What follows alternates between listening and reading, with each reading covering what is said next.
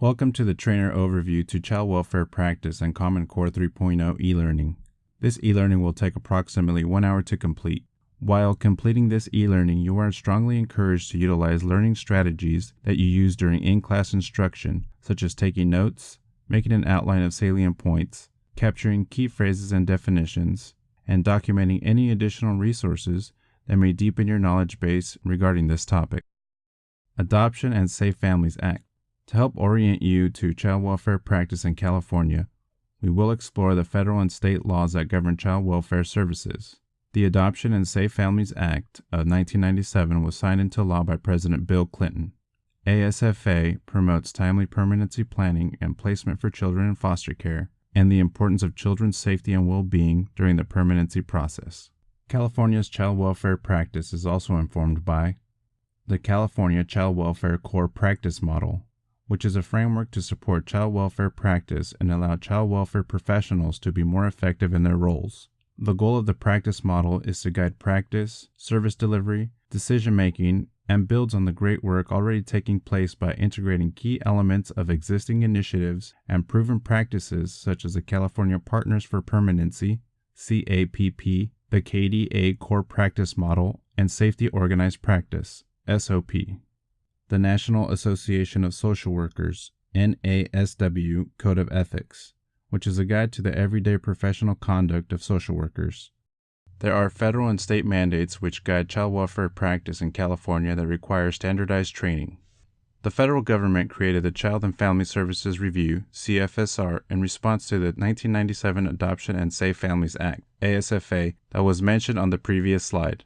The CFSR is an assessment of a state's performance related to child welfare. All states are assessed in the areas of child protection, foster care, adoption, family connections, and independent living services.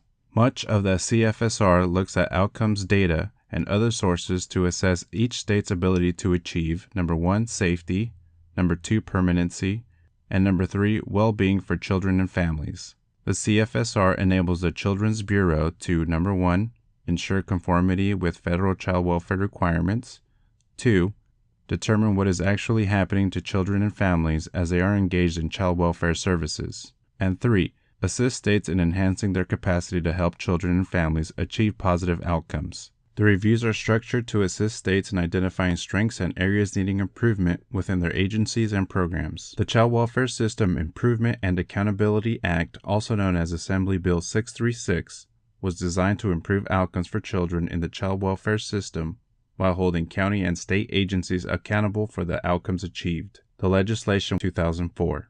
The goals of AB 636 are: protect children from abuse and neglect, have children safely maintained in their own homes whenever possible and appropriate, provide children permanency and stability in their living situations, preserve the continuity of family relationships and connections for children, enhance families' capacity to provide for their children's needs, ensure children receive appropriate services to meet their educational needs, ensure children receive adequate services to meet physical and mental health needs, prepare youth emancipating from foster care to transition into adulthood. As states participate in the CFSR process, if there are any of the outcomes or systematic factors in which the state is determined not to be in substantial conformity, the state must develop and implement a Program Improvement Plan, PIP, designed to correct the areas of nonconformity. California began its first round of the CFSR in 2002. California, along with 49 other states, did not meet all of the CFSR goals. As a result, California developed its first Program Improvement Plan, which became effective November 22, 2004. As part of the PIP, Common Core for new social workers was developed to address the need for standardized training. The plan included 2 key requirements for Common Core. First, it must be statewide standardized training for all new social workers. Second, it must be evaluated to show that it is effective. The first version of Common Core, version 1.0, was created in fiscal year 2004-2005, after several years of intensive work by the statewide training system. Since 2005, the Core has been systematically evaluated, revised, and updated, but the overarching structure has remained essentially the same. There are some important things for you to know about how the Common Core curriculum relates to the CFSR, program improvement plans, and the state regulations regarding training. State regulations ensure that the Common Core satisfies the federal requirements as outlined in the CFSR and the Program Improvement Plans completed by California in 2000. Regulations also provide a list of key topics and a timeline for completion of core. The regulations can be found in Welfare and Institutions Code Section 16206. In addition to legal mandates, social work practice is guided by a set of core values that is unique to the social work profession. The mission of the social work profession is rooted in a set of core values. These core values, embraced by social workers throughout the profession's history, are the foundation of social work's unique purpose and perspective: service, social justice, dignity and worth of the person, importance of human relationships, integrity, and competence. Common Core 3.0 seeks to develop a competent child welfare workforce that embodies this core set of values to help children, youth, and families achieve safety, permanency, and well-being. The NASW, Standard for Social Work Practice in Child Welfare, were developed to broadly define the scope of services that child welfare social workers shall provide, that administrators should support, and that children, youth, and families should expect. These standards are designed to enhance awareness of the skills, knowledge, values, methods, and sensitivities social workers need to work effectively within the child welfare system. The NASW Code of Ethics components have also been incorporated in the California Child Welfare Core Practice Model, CPM. One of the factors that has influenced Common Core 3.0 is the development of the California Child Welfare Core Practice Model. Before looking at the Common Core 3.0 structure in more detail, we want to provide some information about the Core Practice Model and share how it is related to Common Core 3.0. Efforts are currently underway to finish developing a Child Welfare Core Practice Model for California that is intended to serve as a framework to support child welfare practice and allow child welfare professionals to be more effective in their roles. The goal is to create a practice model that guides practice, service delivery, and decision-making by integrating key elements of existing initiatives and proven practices. The core practice model will provide a unified approach to work currently in practice and improve outcomes for children and families while addressing issues of disproportionality and working from a family-centric approach. Click on the video to hear from parents, family, youth, community partners, child welfare staff, supervisors, and managers regarding the California Child Welfare Core Practice Model. As you view this video, pay attention to the following: to the language that is utilized by the participants in the video. What are the important messages that are shared? Are there themes that are discussed across the different video participants? A child welfare core practice model is being developed that will guide child welfare practice throughout California. California has a long history of creating successful approaches to serving children and families. The core practice model builds on the great work already taking place around the state. It is grounded in values and principles that reflect our beliefs about how best to serve and support children, youth, and families. I was born into a drug-addicted home. By the age of 14, I was taken away from my mother due to her drug abuse and child endangerment. We believe that families can grow and change. We believe in prevention and early intervention to ensure that children and youth are safe from abuse and neglect. We believe honoring families, experiences, and building partnerships based on mutual respect and trust is the best way to support families. We believe in lifelong, loving, permanent families and in connections to family members, communities, and tribes. My dad called me up and said, CPS has Bianca. They created a case plan for me. And I remember carrying that case plan in my back pocket. We believe that families can grow and change. We believe in children, youth, and young adults achieving their full potential through effective services. We believe honestly sharing strengths and concerns is essential to building connections and engaging families and community. We believe in listening and learning about families, cultures, and communities. On August 29, 2001, there was a pounding at my door, gunshots, someone yelling, "Get down on the floor." For me, that was the last time I seen my boys in almost 8 months. Being locked up for me and not knowing where my children were was my bottom. We believe that families can grow and change. We believe in using family-focused, strength-based services and supports. We believe in creating a competent and professional workforce through quality recruitment, training, and support. We believe in individual development, critical thinking, self-reflection, and humility. We believe in creating a culture and climate that supports learning and development. And we had, I guess, what they call a family team meeting. And that allowed me to go over the case plan and see exactly where I was in the process. And it made me feel empowered that someone was looking at the work that I was doing. I'm grateful for the guidance to help me reunify with my daughter. We believe that families can grow and change. I started working my case plan while I was in jail and continued when I was released. I met with my social worker and she noticed the changes in me. She became my biggest support person. She made me believe I could be successful. After 19 months, all my children were home. We believe that families can grow and change. What I'm very grateful for is that my social worker and child welfare never gave up on me. They totally believed in me. They helped to instill that I could break the cycle, and they allowed me to be a child. We believe that families can grow and change. We believe that families can grow and change. Nosotros creemos que familias pueden crecer y cambiar. I believe that families can grow and change. We believe families can grow and change. I believe that families can grow and change.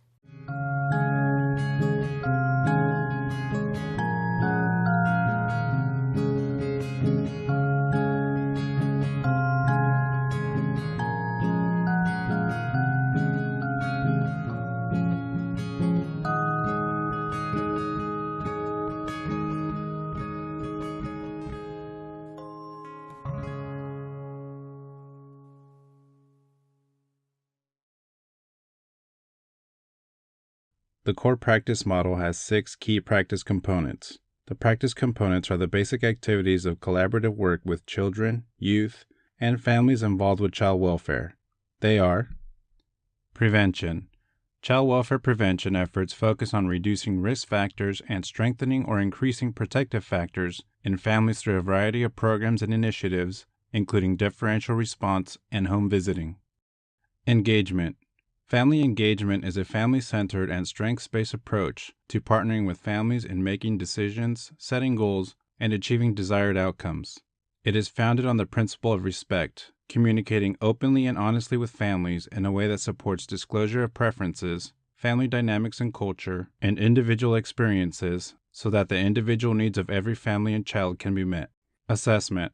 Assessment is a case that leads to better understanding of the events and behaviors that brought children and families into services and helps families identify the underlying needs that affect the safety, permanency, and well-being of the family, children, and youth. Planning and service delivery. Service planning involves working with the family and their team to create and tailor plans to build on the strengths and protective capacities of the youth and family members in order to meet the individual needs for each child and family. Monitoring and adapting. Monitoring and adapting are part of the practice of continually monitoring and evaluating the effectiveness of the plan while assessing current circumstances and resources. It is part of the planning cycle where the plan is reworked as needed. Transition. Transition is the process of moving from formal supports and services to informal support when intervention by the formal systems is no longer needed. The practice elements in the core practice model are the broad actions we take to promote safety, permanency, and well-being for all children and youth. We address safety, permanency, health, education, cultural, spiritual, and other family and youth needs through engagement, inquiry and exploration, and ongoing partnerships with families, youth, and their supportive communities and tribes. These practice elements can be found throughout Common Core 3.0. Practice behaviors are the action-oriented aspect of the practice model that defines expected social work practice. They bring the model's theoretical framework, values, and elements to life by clearly describing the interactions between social workers and families, children, youth, young adults, communities, and tribes. Practice behaviors provide guidance to social workers about how they will practice social work using the practice model ensuring staff and agency behavior are consistent with the practice model's theoretical framework, values, and elements. Operationalized behaviors have been identified in the following areas: foundational behaviors, engagement behaviors, assessment behaviors, teaming behaviors, service planning and delivery behaviors, and transition behaviors. Common Core 3.0 e-learnings, in-class trainings, and field activities will model these identified practice behaviors and introduce as well as give social workers an opportunity to practice new skills that promote safety, permanency, and well-being for children, youth, and families. For additional information and to review the core practice model behaviors, please go to the CalSOC website. Now that you have some understanding about the legal mandates, values, and practices that guide child welfare in California, we will take a closer look at how Common Core 3.0 is aligned with these efforts. The decision to undertake a large-scale revision of Common Core arose from an effort to ensure that core training provides new social workers with key information in a format that streamlines knowledge acquisition and facilitates skill building. Although evaluation of Common Core 2.0 showed that trainees gained knowledge, we received feedback from trainees and supervisors that trainees struggled to transfer training to practice. This was because Common Core 2.0 offered few opportunities for trainees to carry classroom activities into a field setting and receive the feedback necessary for skill development. In addition, since the initial development of core training has evolved to include more technology and more innovative ways to support knowledge transfer and skill development. The field of child welfare has also evolved, as we are moving toward, but have not yet finalized, a practice model that applies statewide. As Common Core 3.0 is developed and implemented concurrently with the evolution of the practice model, Common Core 3.0 is situated to support the transition to a statewide model. The concept of Common Core 3 key components focus on practice areas as a framework for the training, sequencing of training content, and delivery of training utilizing multiple modalities. Beyond reimagining the way social work practice is presented in core, the Common Core 3.0 concept also incorporates a wider range of training modalities, including online knowledge-based training known as e-learnings, classroom-based learning, and field activities. This involves shifting some knowledge-based content outside the classroom with online e-learning modules, using classroom time to focus on skill-based interactive training, and shifting some skill-based content outside the classroom with field activities. Through these modalities, Common Core 3.0 will provide new social workers with opportunities to focus on skills in the classroom and reinforce skills with application of concepts in the field. In Common Core 3.0, the training content is divided into 6 practice area blocks: foundation, engagement, assessment, service planning, monitoring and adapting, and transition. These practice blocks mirror the core practice model casework components and are congruent with the California Partners for Permanency's Child and Family Practice Model. It also incorporates elements of safety organized practice and allows for a focused exploration of knowledge and skills in key practice areas, providing a natural framework for field activity. All of the training blocks will include e-learning content, classroom content, and field activities. For additional information about the content contained in each of the training blocks, please refer to the Common Core 3.0 Content Overview. A key element of Common Core 3.0 development is the sequencing of content. In order to improve trainee retention of training material, we identified a training process that introduces knowledge, allows for skill practice, and then reinforces knowledge and skills through additional classroom reflection and refinement. For Common Core 3.0, this means that within each practice block, we have identified 100 level content, knowledge and skills new social workers need as soon as possible after hire, field activities to be completed after 100 level content, and 200 level content to be completed after the field activities. In addition, in some content areas, there is specific sequencing for online modules and classroom training, as the online modules are prerequisites for the classroom experience. For more information regarding sequencing and prerequisites, go to the Common Core 3.0 Content Overview on the CalSOC website. The California Department of Social Services, CDSS, recommends that all 100-level trainings, e-learnings, and classroom be completed in the worker's first year, and all field activities and 200-level trainings are completed no later than the end of the worker's second year. There are many components of the new Common Core 3.0 structure which were developed in response to what we know about adult learning. Some of the concepts that you will see in Common Core 3.0 are space learning, or learning over the course of time, blended learning, coaching, and skill practice. Coaching and skill practice will occur during field activities that the social worker will participate in with the support of their Common Core 3.0 field advisor. While it's not coaching in its purest sense, there are many elements of coaching training that will assist the Common Core 3.0 field advisor in their role. All Common Core 3.0 field advisors will participate in training that includes an overview of Common Core 3.0 and the field activities, as well as coaching. The coaching component of the training may be met by participating in coaching training provided by the county or region, such as the Coaching Institute, Art of Coaching, or other coaching curriculum, or through the completion of the full field advisor training.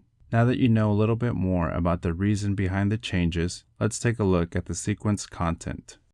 Social workers have 1 year from their date of hire to complete all 100 level content, which will include e-learnings and classroom trainings. This provides the entry-level knowledge social workers need in order to effectively serve the families in their caseloads. The 100 level content is knowledge and skills that social workers need as soon as possible after being hired. Field-based training is new to Common Core, although it is not a new concept for Title IV programs. The field activities relate to the work social workers are doing every day with families. Social workers will partner with their field advisor to complete the field activities as part of their Common Core 3.0 training. Field advisors may either be internal child welfare supervisors or an external coach, such as a coach contracted through the Regional Training Academy. As stated earlier, all Common Core 3.0 field advisors will participate in training that includes an overview of Common Core 3.0 and the field activities, as well as coaching. Social workers and the field advisor will utilize the Field Activity Guide to guide the completion of the 9 field activities. The Field Guide makes use of day-to-day case management and case planning activities to provide opportunities for the social worker to look at the social work practices in depth and provides a method for assessing the social worker's growth in the various practice areas. All field activities must be completed within 2 years of hire to meet core completion requirements. The 200 level is a classroom learning that provides an opportunity for trainees to reflect on experiences and explore some topics with more depth now that the social worker has greater context for the concepts that were presented in the 100 level trainings and field activities. The 200 level content must be completed within 2 years after hire to meet state regulations. In collaboration with regional training academies, California Department of Social Services and CalSWEC support the development and implementation of a comprehensive plan to evaluate the California Common Core curricula. What is important to understand is that the evaluation is intended to assess the effectiveness of the training curricula, not individuals. All data gathered from across the state will be shared in aggregate reports to inform necessary changes to curriculum content and/or delivery. At the 100 level, trainees will be taking quizzes following every e-learning module. Each quiz consists of 10-item post-test questions. Trainees will need to receive 80% or better to receive credit. Post-tests can be taken as many times as necessary to successfully pass. The purpose of these quizzes is to assess knowledge acquisition and understanding of the trainee. In order to assess knowledge acquisition of trainees, pre- and post-test knowledge tests will be conducted in the following classroom trainings: trauma-informed practice, ICWA and working with Native American families, and legal procedures and responsibilities. Embedded evaluations will be facilitated in the following classroom trainings: Child Maltreatment Identification Skills Lab, Structured Decision-Making Assessment Skills Lab, and Writing Behavioral Objectives. The embedded evaluation is a training activity that provides an opportunity for trainees to demonstrate the skills they have learned in the Skills Lab. In addition to the practice opportunity, the trainer will facilitate a debrief of the evaluation, which reinforces the learning. The following field activities will be evaluated to assess the transfer of learning by the trainee. The social workers demonstrating their use of knowledge and skill on the job. Collaborative assessment, planning and support, safety and risk in teams. Completing. At the 200 level, there will be 6 end-of-block exams, 1 for each training block: foundation, engagement, assessment, case planning and service delivery, monitoring and adapting, and transition. This evaluation plan will provide comprehensive data about the effectiveness of the curriculum content and delivery. In partnership with the RTAs, CalSWEC will be collecting Common Core 3.0 data over time from around the state. CalSWEC will be analyzing this data in aggregate to determine where we may need to be clearer in content coverage in a given curriculum, Where we need to improve our evaluation efforts, or a combination. California Social Work Education Center, or CalSWEC, is a coordinating entity for Common Core 3.0. For more information, you can go to CalSWEC's website. Congratulations, you have completed the Child Welfare Practice Common Core 3.0 Trainer Orientation e-learning. For more information on Common Core 3.0, please go to the Bay Area Academy's website.